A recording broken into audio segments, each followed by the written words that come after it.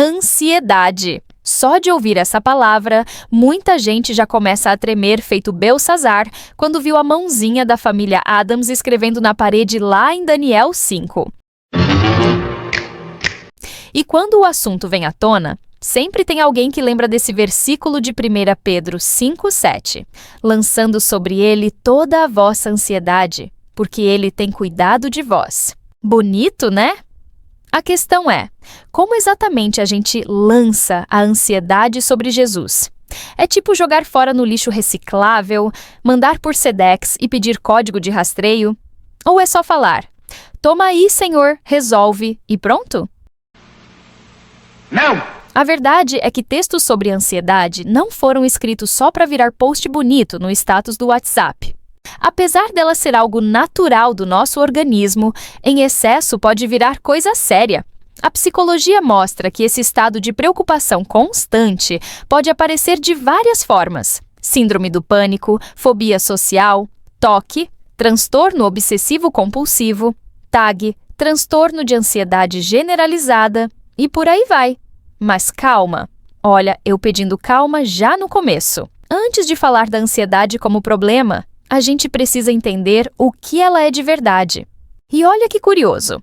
No vídeo passado sobre o medo, a gente já viu que ele é uma emoção primária, programada por Deus, com a função de nos proteger. Depois, assiste lá para entender melhor. A ansiedade é como a prima irmã desse medo. Só que, em vez de reagir a um perigo real, ela reage ao perigo possível que pode acontecer.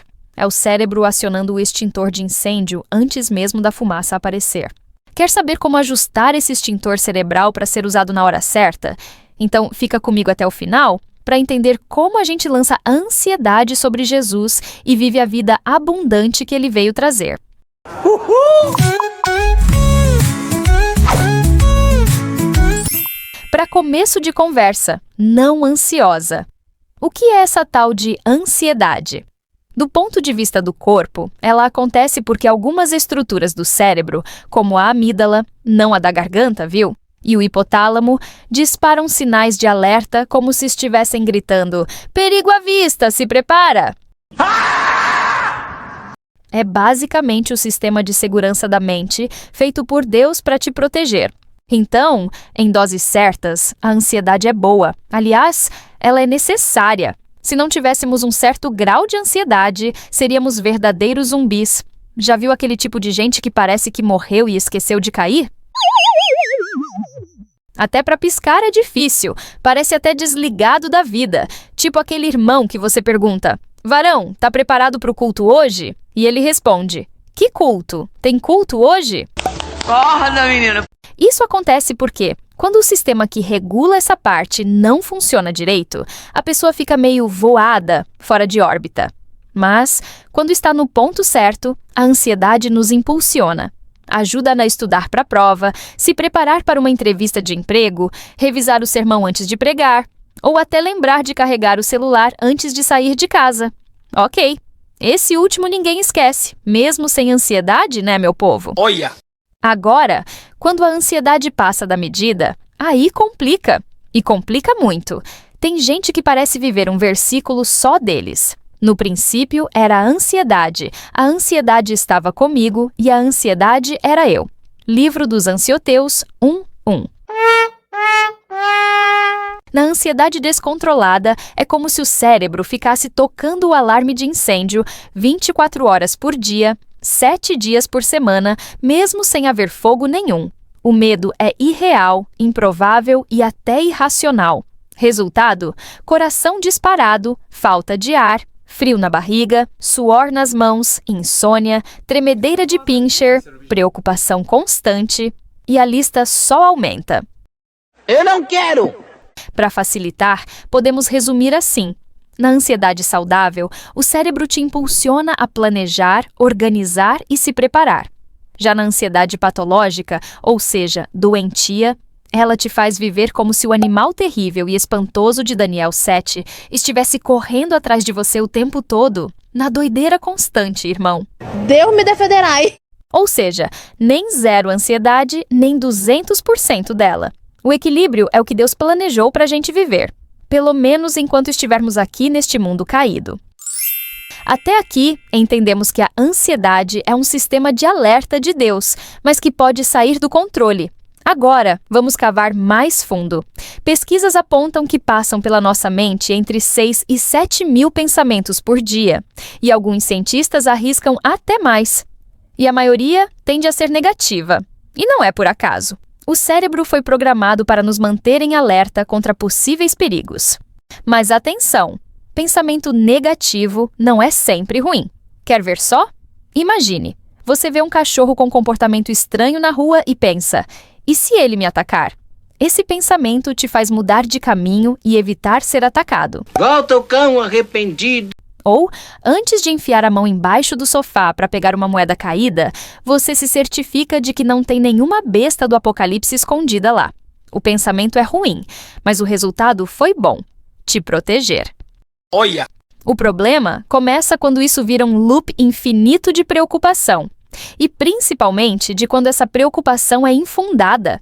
Tipo gente que está ansiosa para construir uma casa para o filho que vai casar e o bendito do menino tem só 3 aninhos.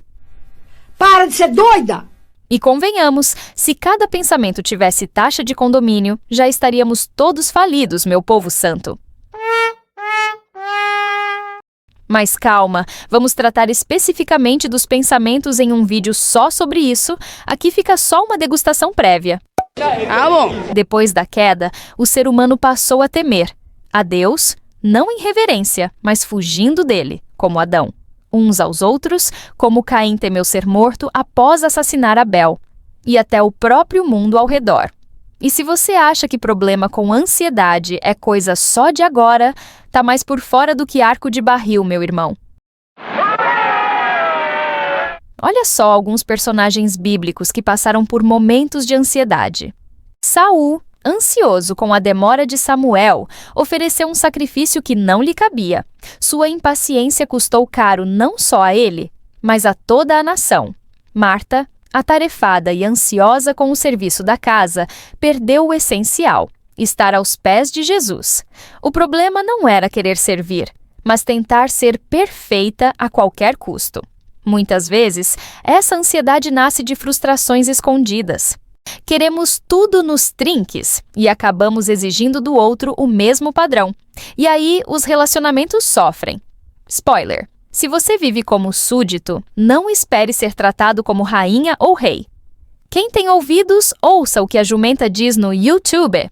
Glória a Deus. Existem casos em que somos submetidos a altos níveis de estresse e ansiedade devido às circunstâncias da vida.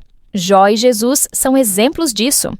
Jó sofreu injustamente, defendendo o caráter de Deus diante de Satanás, foi tomado por aflições tão profundas que amaldiçoou o dia em que nasceu. Jesus, no Getsêmani, sua angústia foi tão intensa que manifestou hematidrose, suor misturado com sangue, uma condição rara causada por níveis de ansiedade e estresse extremos. E olha só, aqui no canal já tem vídeo mostrando como a vida de Jó e a de Jesus se conectam no grande plano da graça de Deus. Vale conferir depois. É claro! A ansiedade não é só coisa da cabeça, ela envolve corpo, mente e espírito. E se até Jesus passou por isso de forma tão extrema, por que a gente acha que nunca vai sentir? O segredo não é negar a ansiedade, mas aprender a lidar com ela da forma certa. E aqui, vamos para a parte prática do vídeo de hoje. Bora! Mas antes, eu já tô ansiosa para te contar um babado fortíssimo. Sabia que uma das formas de aliviar uma crise de ansiedade é se inscrever no canal e ativar o sininho das notificações? Assim, você não precisa ficar preocupado se tem vídeo novo aqui, porque o YouTube te avisa na hora. Outra coisa que é batata para deixar a gente calminho é dar aquele like e comentar aqui embaixo. E para fechar o pacote anti-ansiedade com chave do céu, é só baixar o resumo do vídeo, o material especial do tema de hoje e ainda conferir as dicas de outros materiais escolhidos a patas para o seu crescimento espiritual. Tá tudo na descrição para você não ficar ansioso procurando. Vai lá depois, combinado? Depois desse babado, vem a pergunta que não quer calar. Tá. Mas o que eu faço quando a ansiedade não só bate na porta do coração, mas entra sem pedir licença e toma conta da casa inteira? Não sei. A boa notícia é que existe um caminho bíblico e prático para lidar com isso. Eu chamo de estratégia PARE. Uma forma simples de lembrar o que fazer quando a mente dispara e o coração parece que vai sair pela boca. Essa estratégia já é usada por profissionais da saúde mental, mas aqui vamos adaptá-la ao nosso café bíblico com esperança. Bora entender cada parte da estratégia. Letra P. Perceber a emoção. Ansiedade não é pecado automático, é um alerta. Então, antes de sair em desespero, pare e reconheça: eu estou ansioso. Nomear a emoção já é meio caminho de Jerusalém andado. Provérbios 27:23 diz: conheça bem o estado das suas ovelhas e dedique-se a cuidar dos seus rebanhos. Em outras palavras, cuide também do que acontece dentro de você. Letra A. Ativar o agora. Em vez de ficar preso no "e sei" do futuro ou no porquê do passado, volte para o presente. Respire fundo, faça uma oração curta, recite um salmo. Mateus 6:34. Alerta. Portanto, não vos inquieteis com o dia de amanhã, pois o amanhã trará os seus cuidados, basta ao dia o seu próprio mal. Viva o hoje, criatura. Ansiedade é sobre o futuro, mas o cuidado de Deus é presente, e é Ele quem garante o futuro. Letra R. Reformular pensamentos.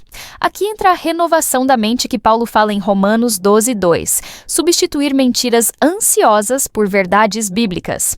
É lembrar que Deus está com você mesmo sem ver. Isaías 43:2 já mandou a real desde tempos antigos. Quando passares pelas águas, eu serei contigo. Quando pelos rios, eles não te submergirão. Quando passares pelo fogo, não te queimarás, nem a chama arderá em ti. Não é fingir que não sente, é transformar preocupação em oração confiante. Letra E. Enfrentar segundo a palavra. Não adianta só perceber, respirar e pensar bonito. É preciso agir, mas agir de acordo com o que Deus diz, não na base do impulso. Não se deixem vencer pelo mal, mas vençam o mal com o bem. Romanos 12:21. Em resumo, quando a ansiedade vier, pare, porque se você não parar, ela te atropela. E se bobear, ainda dá ré e atropela de novo, e de novo, e de novo. Mas se você parar, respirar e entregar a Deus, a ansiedade perde a força e a fé cresce. É uma boa ideia. E para não ficar só na teoria, bora ver alguns exemplos práticos de como usar a estratégia PARE. Desde a ansiedade do dia a dia até aquela cobrança de ser perfeito, quando só Deus é perfeito. Ansiedade do dia a dia. Você tem uma lista infinita de tarefas. Então, pare. Percebas a emoção. Estou ansioso. Ative o agora. Respira fundo e ora. Senhor, me ajuda a focar no que importa hoje. Reformule. Em vez de pensar, nunca vou dar conta, declare: tudo posso naquele que me fortalece. Em frente. Faça a tarefa mais urgente primeiro, sem paralisar. Observação importante. Às vezes, ficamos ansiosos porque tentamos resolver coisas que nem são necessárias. Analise o grau de importância e crie uma lista de prioridades. Remova coisas como trocar as cortinas da sala que foram colocadas ontem ou ajeitar o lençol da cama porque não ficou esticadinho igual do hotel. Você está na sua casa, não no hotel, baby. Ansiedade em prova de concurso. No caminho até o local, bate aquele frio na barriga. Então, pare. Perceba a emoção. Estou ansioso, com medo de não passar na prova. Ative o agora. Respira, recita um versículo como: busquei o Senhor e Ele me respondeu. Livrou-me de todos os meus temores. Reformule. Não vou confiar no meu nervosismo, mas no que já estudei e na paz de Deus. Em frente. Entre na sala, sente-se, leia a prova, ore em silêncio e faça a sua parte. E se não passar de primeira, lembre-se, cada tentativa é aprendizado. Persistência é maturidade em ação. É verdade. Ansiedade de ser perfeito. Muitos sofrem por não se aceitarem como são, e ainda há os que usam Mateus 5:48 para cobrar perfeição absoluta. Aí é preciso aplicar o pare, e rápido. Perceba a emoção. Cobrança exagerada por perfeição impossível? Ative o agora.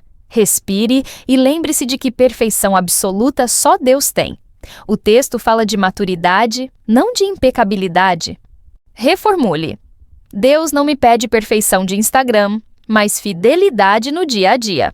Em frente, viva de forma autêntica, sem máscaras, fazendo o seu melhor, crescendo em sabedoria e graça. Suspeitei desde o princípio. Viu só? A ansiedade não precisa te dominar.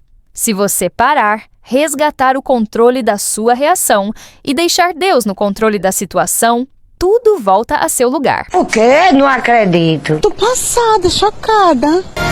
Eu também. Se a gente parar para pensar, a ansiedade nada mais é do que um excesso de futuro. Vivemos tentando controlar aquilo que só Deus pode controlar. É como se o coração gritasse, me dá o volante, quando na verdade quem tem a direção é o Senhor. Claro que planejar faz parte, pensar em com quem se casar, quantos filhos ter, poupar recursos financeiros. Tudo isso é bom, mas não pode ser a razão da vida. Viver tentando prever cada detalhe é desgastante, sufoca a alma e nos faz perder o presente. Já bastam as pressões normais da vida nesse mundo caído e cheio de pecado? Você não precisa colocar mais peso nos seus ombros. Não é saudável, não é necessário e Deus não quer isso para você. É que quero evitar a fadiga. Lembra que Jesus disse, tomai sobre vós o meu jugo e aprendei de mim, porque sou manso e humilde de coração. E achareis descanso para as vossas almas, porque o meu jugo é suave e o meu fardo é leve. Pois é, aceite esse convite e a paz que excede todo entendimento guardará o seu coração. Eita glória! Eita glória! Glória, glória, glória! E olha só, mesmo orando, lendo a Bíblia e frequentando a igreja, ainda podemos ficar ansiosos se negligenciarmos o cuidado com o corpo. Nosso cérebro também precisa de equilíbrio químico, e isso passa pelo tripé da saúde: sono, alimentação e exercício físico. Não adianta querer paz espiritual enquanto o corpo está em guerra por falta de descanso, cara pálida. Cuidado! Se você vai dormir às 3 da manhã vendo série de terror e depois diz que está sendo atacado, tá mesmo, mas pela empresa de streaming. E o pior, sem desconto no plano. Rapaz, tá certo isso? Não.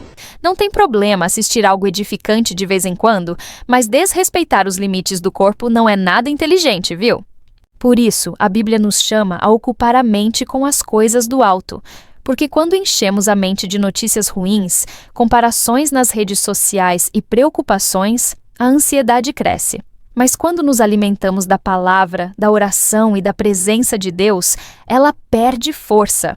Como diz Provérbios 23:7, assim como o homem pensa, ele é. E o pensamento é construído a partir do que entra pelos nossos sentidos. Em outras palavras, você se torna semelhante ao que contempla. Se liga, fica ligada, hein?